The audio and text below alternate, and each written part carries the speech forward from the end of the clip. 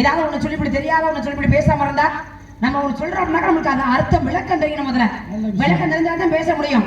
நீங்க பாட்டுக்கு சும்மா சொல்லிவிட்டு எனக்கு என்ன தெரியும், உங்களுக்கு தெரியுமா தெரியாதான்னு கூட எனக்கு தெரியாது. அப்ப என்னை பரிசோதனை விளக்கம் என்ன அதை சொல்லுங்க. முதல்ல என்னை பரிசோதனை பண்றேன். விளக்கம் என்ன, உங்களுக்கு என்ன சத்தம்லாம் போடக்கூடாது, சத்தம்லாம் இங்க போடக்கூடாது. மண்டியை யாரும் புலப்பான்னு பாப்போமா? இவர் மண்டியை புலப்பாருமா பேசாம வேடிக்கை பார்த்து நாரதர் மகரிஷி சண்டியர் மாதிரி பேசாதீங்க. வாழ்த்திருக்கேன். சண்டியர் மாதிரி பேசாதீங்க. சாந்தமான முறையில ஒரு நாரதர் முனிவர் எப்படி பேசணுமோ அப்படி பேசுறாங்க. வாழ்த்திருக்கேன். நீங்க எப்படி பேசணும் நான் பேசணும். கரடும் முரடும் வேறு விறகு வேண்டும் சொன்னேன். அப்ப கல்லும் கரடும் அப்படின்னா அப்ப கற்கண்டை பார்த்திருக்கியா? கற்கண்டு கல்லும், அது தெரியும். கற்கண்டு கல்லும் கடுமாக இருக்கும். அப்புறம் இனிப்பாக இருக்கக்கூடிய தித்திப்பான ஒரு சுவை தரக்கூடியது. பார்க்க கடுமுகமாக இருக்கும், வேறும் விறகுமாக இருக்கும். கரும்பாக நான் தெரியாம இருந்திருக்கேன். கரும்பாகப்பட்டது அது பார்க்க வேறும் விறகு மாதிரியே இருக்கும். அதான் அதை கடிச்சு சுவைத்து சாப்பிடும் பொழுது ஒரு இனிப்பான ஒரு தன்மையை கொடுக்கும். உன்னோட வரவேற்பாகப்பட்டது இனிப்பு தன்மையாக இருக்கு. முள்ளு முரடமாக பலாப்பழமாக பார்த்த முள்ளு முள்ளா இருக்கும், முள்ளு முரடமாக இருக்கும். அதை பிளந்து அதுல உள்ள சுளையை எடுத்து சாப்பிட்டா அதுவும் ஒரு விதமான தித்திப்பான ஒரு சுவையை தருகிறது. இதெல்லாம் இருக்கட்டும். சரி, புதுசா சொல்றீங்களே, உன்னுடைய பாத்திரமாகப்பட்டது சிதற உடட்டும். அப்புறம் போக போக சொல்றேன். இருங்க, எனக்கு அப்படிலாம் கிடையாது. உங்களுக்கு தலைவலிக்குமோ இல்லையா? சரி, விஷயம் தெரியாம பேசக்கூடாது. ஆரம்ப விஷயம் தெரியாம நான் பேச மாட்டேமா? இருங்க, ஒரு விஷயம் கேளுமா. உன்னை நான் வாழ்த்து இருக்கேன், விஷயம் இல்லாம நான் வாழ்த்த மாட்டேன். தெரிஞ்சா சொல்லுங்க. தெரியாம பேசும் ஆபத்துக்கு உதவா. விஷயத்தை சொல்லுங்க. நீங்க இந்த விஷயத்தை சொல்லுங்க. பேச மாட்டேன். விஷயத்தை சொல்லுங்க. தெரியுமா தெரியாதா? இருங்க, நீங்க பேசுறதா பேச்சு, நீங்க வச்சிருந்தா சட்டம். அப்படிலாம் ஏன் பேசக்கூடாது? எப்படி பேசணும் அப்படி பேச நல்லா முறையோட பேசணும். முதல்ல தான் பேசுறேன். யார் முறையோட பேசலாம் தெரியுமா? ஒரு பெண்ணாகப்பட்டவளை கோலம் போடுறான்னா இந்த கோலமாகப்பட்டது அந்த காலத்துல அரிசி மாவுல போடும். இந்த காலத்துல இந்த காலத்துல எல்லாம் கல்லு மாவுல போடுறீங்க. அரிசி மாவுல போட்டாங்க. பச்சரிசி மாவுல போடுவாங்க. பச்சரிசி மாவுல போட்டோம்னா இந்த என்ன செய்யணும்னா இந்த எறும்பு அப்படி இந்த என்ன ரிஷிமார்கள்லாம் எறும்பு உருவத்துல வந்து இதை சாப்பிட்டாக்கா நமக்கு புண்ணியம் கிடைக்கும், நமக்கு புண்ணியம் கிடைக்கும் அப்படின்றதுக்காக இதை நீங்க போட்டியல்லாக்க அந்த யாருடைய வருவாக இறைவனாகப்பட்டவன் இதை வந்து சாப்பிட்டு நீ நீடோடி வாழ்வாயம்மா அப்படின்னு மனசார வாழ்த்துக்கிட்டு போவாங்களா, உங்களுக்கு ஆசீர்வாதம். அதை எப்படி சொன்னீங்க? நீ வந்து போட்ட கோலம் அழியட்டும் அப்படின்னா இந்த எறும்புகள் வந்து அதை சாப்பிட்டு மகாலட்சுமி உருவத்துல கூட எறும்பு வருமா, அப்ப அதை சாப்பிட்டு நல்ல மனசோட உங்களை வாழ்த்து கிடைக்கும் அப்படிங்கிறதெல்லாம் அரிசியில பச்சரிசியில கோலம் போடுறது அந்த காலத்துல. அப்ப போட்டோம்னா அப்ப முன்னோர்கள், நமக்கு முன்னோர்கள் இறந்தவர்கள் அவர்களும் வந்து சாப்பிட்டு நம்ம வீட்டுக்கு முன்னால நல்லபடியாக நீங்க வாழுங்க அப்படின்னு ஆசீர்வாதம் சொல்லிட்டு போவாங்களாம். அப்ப அதுக்குதான் போட்ட கோலம் அழியட்டும், எறும்பாகப்பட்டது சாப்பிடட்டும், அது அழியட்டும் அப்படி ஒரு வார்த்தை. அப்ப நீங்க சமைச்சு வச்ச பாத்திரமாகப்பட்டது உடஞ்சி கிடக்கட்டும், அங்கிட்ட அங்கிட்டமாக கிடக்கட்டும்.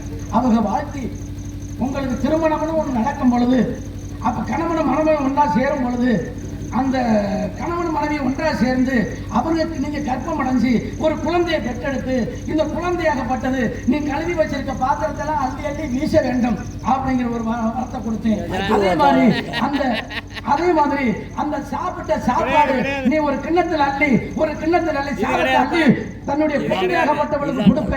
அந்த குழந்தையாகப்பட்டவளுக்கு கொடுக்கும் பொழுது இந்த குழந்தையாகப்பட்டது பாதி சாப்பிட்டு பாதியை எல்லாம் சிதறி விட்டு அந்த இடத்துல அந்த குழந்தையாகப்பட்டது விளையாடி அந்த உணவாகப்பட்டது சிதறி கிடக்க வேண்டும் அப்படிங்கிறது ஒரு ஆசீர்வாதமா புதுவிதமா ஒண்ணு ஆசீர்வாதிச்சு. புதுவிதமா இது நீங்களா ஏற்பாடு செஞ்சதா? உண்மை என்ன உண்மை? பேசுறதெல்லாம் பேசணும், என்கிட்ட பேசக்கூடாது. அப்படிலாம் பேசக்கூடாது, சரிங்களா? எதை பேசணுமா சரியா பேசணும். நான் பேசுறேன். தவழுகின்றது ஒரு குழந்தையாகப்பட்டது தவழுகின்றது. தவழும் பொழுது நீ வச்சிருக்க சமைக்காம கழுவி வச்சிருக்க பாத்திரம்லாம் விளையாடுமாலையா குழந்தை? நீங்க சொன்னது உடனே அப்படிலாம் போட மாட்டார்கள் பச்சரிசி மாவுல. காரணம் என்ன? நீங்க சொன்னது போல வரக்கூடிய ஈரம்பு எல்லாமே சாப்பிட்டு அது என்ன பண்ணுமா, நம்மளுக்கு அந்த புண்ணியங்களை சேர்க்க வேண்டுமா. அதான் அப்பவே சொல்லி வச்சிருக்காங்க, தானத்தில் சிறந்த தானம் 2. ஒண்ணு அன்னதானம், இன்னொன்று கண்தானம். பாருங்க, இதை எப்பவே சொல்லி இந்த அன்னதானம் என்று சொல்லக்கூடியது எப்பவே முன்னோர்கள் எந்த வழியில சொல்லி வச்சிருக்காங்க பார்த்தீங்களா? எருமாடா இப்ப நம்மலாம் கோலம் போடுறோம், இப்போதைக்கு வெறும் மாவுதான், அதெல்லாம் எறும்பு சாப்பிடலாம். எப்படி போட்டோமே அதே நிலையில் இருக்கும். அப்போ வந்து பச்சரிசி மாவை கலந்து கோலம் போடுவாங்க. நீங்க வரக்கூடிய பறவைகள் எல்லாம் சாப்பிட்டு நம்மளை வயிறார வாழ்த்திட்டு போக அப்படின்னு ஒரு ஐதீகம். அதனாலதான் அன்னதானத்தை பெரிய புண்ணியம், எந்த தானம் செய்தாலும் புண்ணியம் கிடைக்குமோ கிடைக்காது. ஆனா இந்த அன்னதானம் செய்தால் மட்டுமே முழுமையாக நமக்கு புண்ணியம் கிடைக்கும். அப்படிதான் பாருங்க, மகாபாரதத்திலே கண்ணாகப்பட்டவன் கொடை வல்லன்னு சொல்லுவாங்க. அவனுக்கு மட்டும்தான் கொடை வல்லல், வேற யாருக்கும் கிடையாது. ஆனா அப்பேற்பட்டவை செய்யாத தான தர்மங்களே கிடையாது, எல்லாத்தையும் செய்தான். ஆனா கடைசியாக ஒரு தானம் செய்யவில்லை, அன்னதானம் என்று சொல்லக்கூடிய அந்த தானத்தை செய்யவில்லை. அதனாலதான் பாருங்க, இறந்த சொர்க்கத்துக்கு போகும் பொழுது சொர்க்கத்துல என்ன உணர்வு இருக்கு தெரியுமா? பசிக்காது யாருக்குமே. ஆனால் கர்ணனுக்கு பசித்தது. அப்பதான் கேட்டான், என்ன சொர்க்கத்துல பசிக்காதே, எனக்கு மட்டும் பசிக்கிறதே என்ன காரணம் அப்படின்னு. அப்பதான் சொன்னாரு, முனிவர் சொன்னாரு, உன்னுடைய ஆள்காட்டி விரலை எடுத்து உன் வாயில வச்சுக்கடான்னு சொன்னாரு. ஆள்காட்டி விரலை எடுத்து வாயில வை அப்படின்னு சொன்னாரு. உடனே என்ன பண்றான், எடுத்து வாயில வைக்க பசியாகப்பட்டது என்றது. எவ்வளவு நேரம் வச்சிருக்க முடியும்? மறுபடியும் இந்த விரலை எடுக்கிறான், பசி மறுபடியும் வருது, ஒண்ணும் புரிய. மறுபடியும் கேட்கிறான், வாயில இந்த விரலை வச்சே பசி போயிருது, அதே மாதிரி எடுத்தா மறுபடியும் பசி வந்துருது, என்ன காரணம்? அப்பதான் சொன்னாரா, பூலகத்துல இருக்கும் பொழுது ஒரு வழிபோக்கன் பசியாக நடந்து போனார். அவர் கேட்டார், உங்ககிட்ட இந்த இங்க பக்கத்துல அன்னச்சித்திரம் ஏதும் இருக்குமான்னு உங்ககிட்ட கேட்க. அதற்கு நீ சொன்ன பதில், இதோ இதன் வழியாக போங்கள், அன்னச்சித்திரம் இருக்கு என்று இந்த ஆள்காட்டி விரலை வைத்து நீ வழி சொன்னாய். அதனால இந்த ஆள்காட்டி விரல் மட்டும் பலன் பெற்றதுன்னு சொன்னாராம். அப்பதான் யோசிச்சு பார்த்தான், அப்ப அன்னசத்திரம் இங்க இருக்கு அப்படின்னு வழி காமிச்சதுக்கே இந்த விரல் இவ்வளவு பலனை பெற்றிருக்கிறது என்றால் அன்னதானம் செய்தால் எவ்வளவு புண்ணியங்களை நமக்கு கிடைக்கும் அப்படின்னு அப்பதான் பார்த்தான். அப்ப என்ன பண்றாரு, மறுபடியும் உலகத்து வரான், நீலகிரி மாவட்டத்திலே அன்னமலை என்ற ஊருக்கு வர்றான். 7 நாட்கள் தங்கி இருந்து இந்த அன்னதானத்தை செய்துவிட்டு பிறகு சொர்க்கத்துக்கு செய்தான். பசி என்ற உணர்வே வராமல் இருந்தது. சரிங்களா? அன்னதானம். அதே மாதிரி கண்தானம் சொல்லி யாரு, திண்ணப்பன் என்று சொல்லி வச்சார். திண்ணப்பன் என்று சொல்லக்கூடிய கண்ணப்ப நாயனார். திண்ணப்பன் வேட்டைக்கு போறாரு. வேட்டைக்கு போகின்ற இடத்துல நடு காட்டுக்குள்ள ஒரு அழகான ஒரு சிவலிங்கத்தை பார்க்கிறாரு. பார்க்கும் உடனே தன்னை மீறி ஒரு அளவுக்கு அடர்ந்த ஒரு பக்தி வருது அந்த சிவலிங்கத்தின் மேலே. அப்ப எப்படி வணங்க, தெய்வத்தை எப்படி வணங்கன்னு தெரியல, காட்டுவாசி எப்படி வணங்கன்னு தெரியல, ஆனா வணங்கணும் அப்படின்னு ஆசை. என்ன பண்றா, தெய்வத்தை வணங்குறான். எப்படி வணங்குறான் பாருங்க, பூஜைகள் செய்கிறான், அபிஷேகம், வாயால் தண்ணீரை எடுத்துக்கொண்டு அபிஷேகம் செய்கிறான் சிவபெருமானுக்கு. நிச்சயம் கொடுக்கலாமா? செய்யறான். மலர்களை கொண்டு அர்ச்சிக்கிறான். மலர்களை பறித்து முதலில் தன் தலையில் சூடிக்கொண்டு பிறகு எடுத்துக்கொண்டு வைக்கிறான். அதுவா பாருங்க, கறியை பன்றியை வேட்டையாடுகிறான். பன்றியை சுட்டு பார்த்து சாப்பிட்டு பார்க்கிறான், சுவையாக இருக்கிறது அப்படின்னு. அதை சாப்பிட்டு பார்த்து பிறகு கொண்டு போய் வைக்கிறான். பார்த்தாரு, இவ்வளவு இப்படியெல்லாம் நம் மீது பற்றாக இருக்கிறான், இவரை நாம் சோதிக்க வேண்டும் என்பதற்காக என்ன பண்றாரு, சோதிக்கிறான். தன்னுடைய ஒரு கண்ணிலிருந்து ரத்தமாகப்பட்டது வழி, இது சிவபெருமான் கண்ணிலிருந்து பார்க்கிறான். யோசிக்காம உடனே தன்னுடைய கண்ணை பிடுங்கி வைக்கிறான்.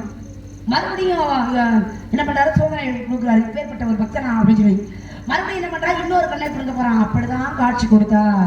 அப்பதான் சொன்னாரு, திண்ணப்பா நில்லு, எனக்காக நீ கண்ணை கொடுத்த காரணத்தினாலே இன்றிலிருந்து நீ கண்ணப்பன் என்று அழைக்கப்படுவாய் அப்படின்னு சொல்லி 63 நாயன்மார்கள் ஒருத்தராக கொண்டு போய் வச்சாராம் சிவபெருமான். கண்தானம். அப்ப எப்படிதான் சொல்லப்பட்டிருப்பாரு. அருமையா பேசுறேன். அன்றைக்கு கண்தானமாகப்பட்டது நடந்து கொண்டிருந்தது, அன்னதானமாகப்பட்டது நடந்து கொண்டிருந்தது. அந்த காலத்துல தெய்வம் இருக்கும் பொழுது நடந்து கொண்டிருந்தது. எடுத்துக்காட்டாக நீ பேசுறேன். அப்பவே சிவபெருமானாகப்பட்டவன் கொடுத்தாரு அப்படிங்கிற இன்னொரு விஷயம் பாருமா. நல்ல மழை பெய்யுது. நல்ல மழை பெய்ஞ்சிச்சுன்னா சிவனடியார்கள் என்ன, சிவன் போல அடியார்கள் போல வர்றாரு. இப்ப வந்து, அம்மா உன் வீட்டுக்கு நான் சாப்பிட வர்றேன், அம்மா நீ சாப்பாடு போடுறியா? சாப்பாடு வந்தவங்களுக்கு, பசியில் வந்தவர்களுக்கு சொன்ன உடனே இவ்வளவு மழை பெஞ்சு வெள்ளம் பெருகிட்டு இருக்கு, இருந்த நெல்லையும் கொண்டு போய் விதைச்சிட்டா வீட்டுல ஒண்ணுமே இல்லையே, இந்த நேரம் பார்த்து வந்திருக்காரு, என்ன விஷயம் அப்படின்னு பார்க்கும் பொழுது அப்பதான் கேட்கிறார், அடியார் வந்திருக்காரு, கண்டிப்பா அவருக்கு இல்லைன்னு சொல்ல முடியாது, என்ன செய்யலாம்? என் கொண்டாடி வாடி கதையில உங்களை பேச மாட்டேன்னா, கதையில அவர் கேட்கிறார். கேட்ட உடனே என்னங்க அப்படின்னு கேட்ட உடனே இப்ப என்ன செய்யறது, சமைக்கிறோம் என்ன செய்யறது அப்படின்னு கேட்ட உடனே அப்பதான் கேட்கிறார், கொண்டு விதைச்சிட்டு வந்து இல்ல நெல்லு, அந்த நெல்லு வயல்ல கிடக்கு, அந்த நெல்லை அள்ளிக்கிட்டு வாங்க அப்படின்னு சொன்ன உடனே அந்த நெல்லை அள்ளி கொண்டாங்க, விதைச்ச நெல்லை அள்ளி கொண்டாந்து கொடுத்த உடனே அப்பதான் சொல்றாங்க, என்னமா விறகு இல்லை என்ன செய்யறது அப்படின்னு கேட்ட உடனே வீட்டுல இருக்கக்கூடிய உத்தரத்தை எடுத்துட்டா அப்படி சமைச்சுட்டாரு அப்படின்னு சொல்லி வர்றது அந்த நெல்லை குத்தி சமைச்சு சாதமாக கொடுக்கும் பொழுதுதான் இளையாமுடி மாறன் அப்படின்னு சொல்லக்கூடிய சிறப்புக்கு ஒரு பெயர் கிடைத்தது அல்லவா. அன்றைக்கு அன்னதானம் கொடுத்ததுனால ஈஸ்வரனுக்கு அன்னதானம் கொடுத்தாங்க. அப்படிப்பட்ட ஒரு சிறப்பு. இன்னொரு விஷயம் கேளுங்க, நீ மட்டும் பேசிக்கிட்டு நான் பேசுறது இல்லையா? சட்டமா ஆபத்துக்கு உதவா, அனுபவிச்சுக்கு உதவா, தீரா தண்ணீர் தரத்திரமறிய வெந்நீர் கோபத்தை அடக்க ஏகன் திருமலைக்குள்ள சீடன் பாவத்தை தீரா தீர்த்தவன் பயனில்லை 7 மிருகங்கள் உலகத்துல பயன் நினைச்சு சொல்லிருக்காங்க. திரேதாகம் திரேதாகம் துபாரகம் கலியுகம். முதல் யுகத்திலே நடந்தது என்ன? என்ன நடந்துச்சு? ஹரிச்சந்திராபுரம் நடந்துச்சு. ராமாயணம், மூன்றாவது யுகத்துல, மகாபாரதம், நான்காவது யுகத்திலே கலியுகத்திலே கந்தபுராணம் நடந்து கொண்டே இருக்கிறது.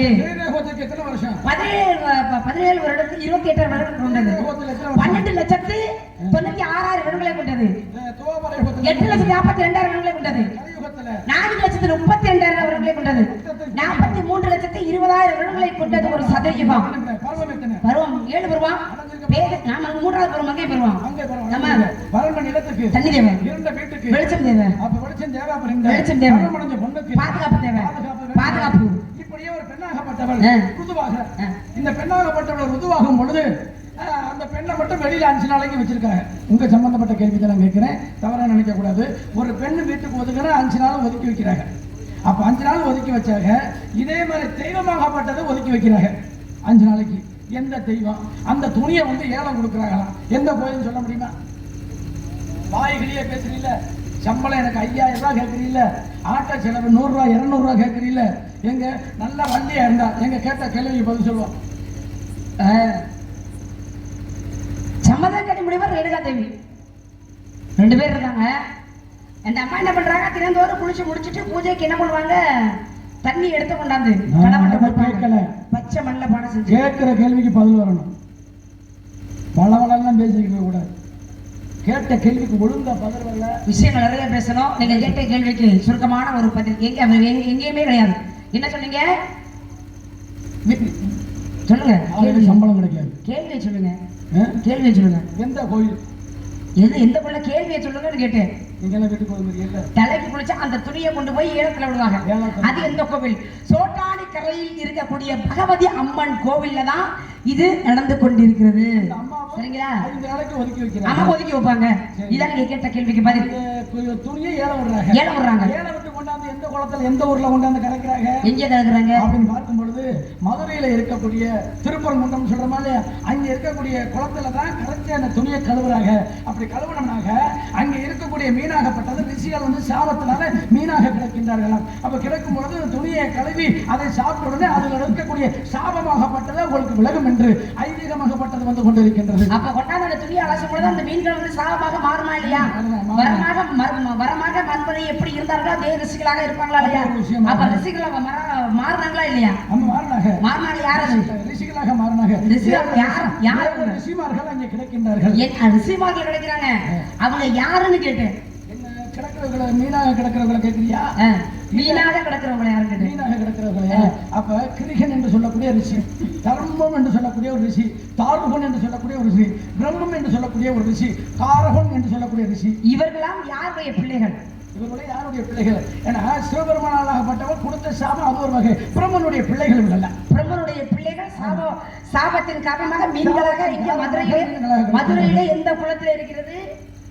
திருப்பரங்குன்றத்துல கிடக்கு. திருப்பரங்குன்றத்திலே கிடைக்கிறது. இன்னொரு மாத்தி நான் சொல்லி போன நீ நினைச்சுக்கிட்டு இருக்கிறேன். ஆனா அங்க மதுரையில மீனாட்சி அம்மன் கோயில்ல மீனே இல்லாத குளம் எதுனா மீனாட்சி அம்மன் கோயிலுக்கு முன்னால இருக்கக்கூடிய குளம் தான் பொற்றாமரை குளத்துல மீன்கள் கிடையாத குளம். பொற்றாமரை குளத்திலே மீன்களே கிடையாது. நீங்க சொல்றீங்கல்ல, இந்த மீன்கள் சாபம் பெற்று பின்பு வரமாக அந்த துணியை கொண்டாந்து அலசிய காரணத்தினாலே வரமாக மாறினார்கள் அந்த முனிவர்கள். இதே போலவே இவர்கள் எல்லாமே மீன்கள் தானே. இதே மீன்களாக ஒரு கங்கையில எல்லாம் சாபமாக இருந்தாங்க. இதே மீன்களாக எங்க பார்க்க போனா பராசர முனிவர் அவருடைய பிள்ளைகள். பராசர முனிவர் என்ன பண்றாரு? அமர்ந்து தவம் செய்து கொண்டு இருக்கிறார். நம்ம பெரிய குளம் அந்த கங்கையை என்ன பண்றாங்க? அவருடைய பிள்ளைகள் எல்லாம் அப்படியே விளையாடிக்கிட்டு இருக்காங்க. சின்ன பிள்ளைங்க தானே விளையாடுறாங்க. விளையாடி தண்ணி எல்லாம் சேதப்படுத்துறாங்க. பாக்குறாரு. இவர் கோபம் கொண்டு என்ன பண்றாரு? தன் பெற்ற பிள்ளைகள் என்று கூட பாராமல் ஒரு சாபத்தை கொடுக்கிறாரு. என்ன சாபம்? தண்ணிலாம் இப்படிலாம் நீங்க கலக்கி இந்த மாதிரிலாம் சேட்டை பயங்கரமாக சேட்டை அந்த பிள்ளைங்க எல்லாமே இப்படிலாம் சேதப்படுத்திக்கிட்டு இருக்கீங்களே அப்படின்னு சொல்லி அப்போ உள்ளே இருக்க மீன்களுக்கு இதா இருக்குமா இல்லையா? இடையூறா இருக்குமா இல்லையா? இந்த மீன்கள் எல்லாமே செத்து மிதக்கின்றது. அப்பொழுது சாபத்தை கொடுத்தார். என்ன சாபம்? இதே போல மீன்களாக போக கடவுள் சாபத்தை கொடுக்க எல்லாமே மீன்களாக இருந்தார்கள். அவர்கள் எப்பொழுது சாப விமோச்சனம் பெற்றார்கள் தெரியுமா? எப்பொழுது சிவபெருமான் நெற்றிக்கண்டு பிறக்கப்பட்டவர் யாருன்னா முருகபெருமான் எங்கேந்து சரவண பொய்கையிலே கொண்டு போய் விட்டார்கள்.